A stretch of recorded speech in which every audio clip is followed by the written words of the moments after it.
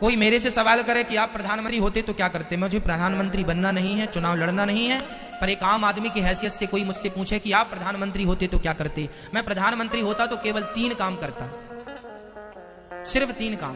पहला काम, मैं भारत देश की शिक्षा को एक कर देता।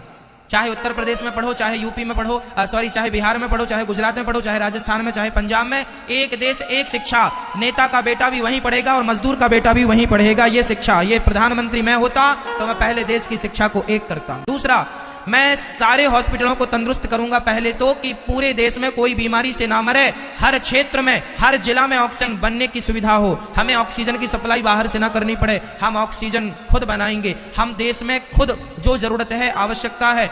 और आपको बता दूं भैया, दुनिया में सबसे ज्यादा दवाई भारत में बनती है, सबसे ज्यादा टीका भारत में बनते हैं। यहां तक कि पोलियो का टीका भारत में बना, वर्तमान में कोरोना का टीका भारत में। हमारे देश में टैलेंट की कमी नहीं है, हम मुंह नहीं ताकते कि भैया तुम कोरोना का टीका हमें दे दो, तुम चूल्हे में जाओ, हम खुद बना लेंगे। भारत टैलेंटेड व्यक्ति है, भारत के अंदर टैलेंट की कमी नहीं है। हमने सारी दवाइयां बनाई। आज पहले वो होती थी ना, दाग दाग हो जाते तो उसका टीका लगता। आज बच्चों को जितने टीका लगते हैं उनमें 90% टीका भारतीय टीका है, वो सबसे सस्ते हैं और उपयोगी हैं। हम भारतीय लोग ना दवाई भी खूब बनाते हैं, पर इलाज नहीं दे पा रहे हैं क्योंकि नीतियां खराब हैं। यदि मैं प्रधानमंत्री होता तो देश की चिकित्सा को एक करता, सबके लिए दवाई फ्री, सबके लिए इलाज फ्री, बीमारी से कोई ना मरे, अपनी मौत से मरे तो मरे पर बीमारी से कोई ना मरे। तीसरा,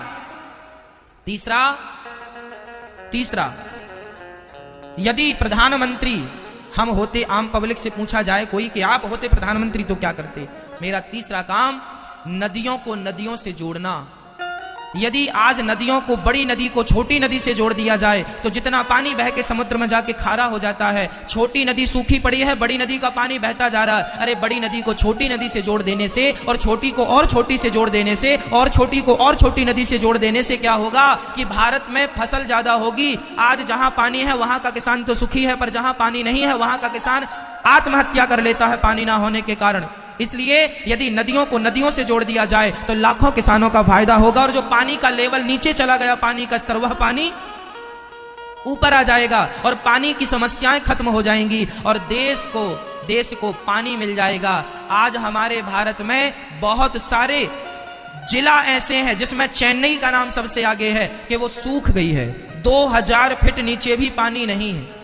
कल को आपके शहर की बारी है जहां खोदने से पानी नहीं होगा, कल आपके पास पैसा बहुत होगा मेरी माँ, पानी नहीं होगा। आज 20 रुपए लीटर पानी बिकता है और अच्छा पानी 50 रुपए लीटर बिकता है। वो दिन दूर नहीं जब 1000 रुपए लीटर पानी बिकेगा। यदि आज नहीं जागे, नदियों को नदियों से नहीं जोड़ा, पानी नहीं बचाया, तालाबों का संरक्षण नहीं किया, तो वो दिन दूर नहीं जब 1000 रुपए लीटर तुम पानी पियोगे और तुम्हारी औलाद तुम्हें गाली देगी कि हमारे देश के हमारे माँ बाप ने क्या किया, पानी तक नहीं बचाया।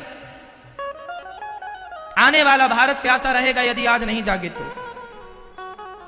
इस जल संरक्षण के साथ साथ वृक्षों का संरक्षण, जंगलों का संरक्षण जरूरी है, ताकि हमें, आप बताइए, आपको बहुत पैसा चाहिए या शुद्ध हवा चाहिए? बोलो। कल को आपकी जान पर बन पड़ेगी तो पैसा काम नहीं आएगा। अभी कोरोना काल में सबके पैसे धरे के धरे रह गए, ऑक्सीजन भी नहीं मिली। ये पैसा सब कुछ नहीं है मेरी माँ, जिंदगी सब कुछ है, हवा सब कुछ है। इसलिए भारतीयों को शुद्ध हवा मिलनी चाहिए, और शुद्ध हवा तब मिलेगी जब जंगलों का संरक्षण होगा, जंगल बचेंगे, वृक्ष लगाए जाएंगे। रोड के नाम पे करोड़ों वृक्ष काटे जाते हैं, बताओ लगाए कितने जाते हैं? जल में वृक्ष भी आ गए, प्रकृति, चिकित्सा और शिक्षा। पहले हमें इनमें काम करना चाहिए, जरूरत है इन चीजों की। बताओ आज देश को इन 3 मुद्दों की जरूरत है कि नहीं?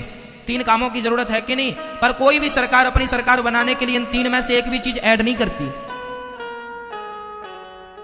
चाहिए ना कि ये चीजें हों, तब देश समृद्धवान बनेगा। आज इन्हीं चीजों पर तो अमेरिका ने काम किया है, तो आज वो संयुक्त राष्ट्र बन के बैठा है।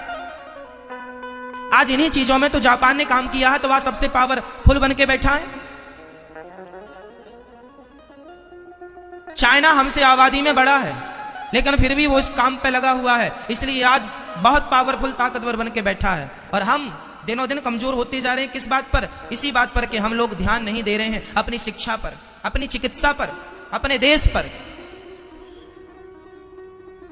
आज भारत में परिवारवाद है, परिवार, ये मेरा बेटा है तो यही नेता बनेगा यही देश चलाएगा, योग्य है तुम चूल्हे में जाओ, तुम योग्य हो तो हो, पर ये बेटा है हमारा इसलिए चलाएगा। भले भले वो बिल्कुल अनपढ़ है, भले उसको काखा गाखा का ज्ञान नहीं है, पर नेता है इसलिए। क्या करोगे अब? चलो हम तो आपको भागवत सुनाए।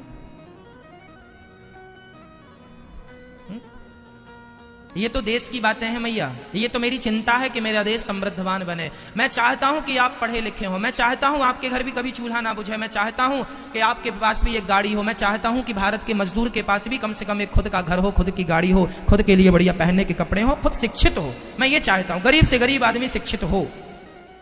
मेरा भारत तब समृद्धवान बनेगा जब 135 करोड़ लोग समृद्धवान बनेंगे।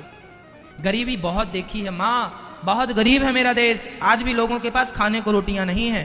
कुछ लोगों के यहाँ कुत्ते बिस्किट खा रहे हैं, पर कुछ लोगों के यहाँ बच्चों को खाने को रोटियां नहीं है।